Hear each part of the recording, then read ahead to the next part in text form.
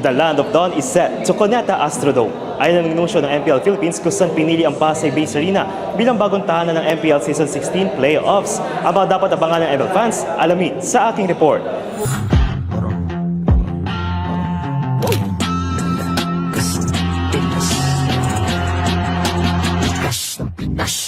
Sa kauna-unahang pagkakataon, gaganapin sa isang indoor arena ang playoffs ng MPL Philippines Season 16 sa darating na October 22 hanggang 26. Kilala bilang Home of Legends, inanunsyo na ito ay gaganapin sa Cuneta Astrodome sa Pasay City na kilalang tahanan ng Philippine Basketball Association o PBA, kung saan nagsilbi rin itong host ng World Wrestling Federation noong 1994 at isa rin sa venue ng Southeast Asian Games noong 2019.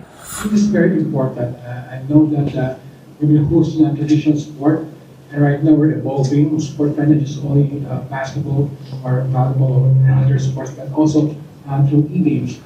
Para kay Miss Lee Viloria na siyang Esports Head of Business Development and Partnerships ng Moonton Games PH, mahalagang pag-boom sa mas malaking venue, bunsod ng mataas na demanda ng mga fans at ng lumalaking esports community. It's very important for us because this is not just about accommodating more people at the venue, but actually, like embracing also the community that we have built and expanded with throughout the multiple seasons that we have been running MPL. Isa rin itong tagumpay sa lumalaking recognition ng esports bilang isang uri ng professional sport, hindi lang sa bansa kung hindi pati sa international games. For a sport that is not recognized widely before, and now the growth of our players, which is competing in international level.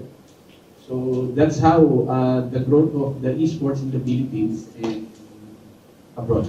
At bukod sa historic venue transfer, mayroon ding revamp ang MPL Playgrounds na tatawagin ng MPL PH Festival Superfan City na bukas para sa lahat. It is actually built to provide more experiential touch points as well, not just to the hardcore esports fans, but it's actually open to all. It's gonna be like the festival is gonna be like a non-ticketed area, so we can also invite like yung mga hindi pa nila masyadong alam yung esports. Like it can also be like a venue for like family bonding. Dagdag motibasyon naman ito para sa ilang MPL players na mas marami na fans sa makanonood ng live ng kanilang mga laban. Para sa akin, tawag doon. Importante yun kasi marami ring yun doon.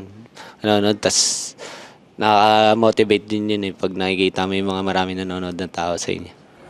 Siyempre, mas excited kasi ayun, may bagong venue kasi ilang season na rin dito lang yung venue eh. So yun, mas masaya maglaro. Samantala, bukas na para sa ML fans ang ticket selling para sa mga nais manood ng playoffs na kaya mag-accommodate ng aabot sa 2,000 katao. Para sa MBC TV Network News, sa ngalan ni Millie Borja, ako po si Dustin Bayog ng DZRH TV. Una sa Pilipinas, una sa Pilipino.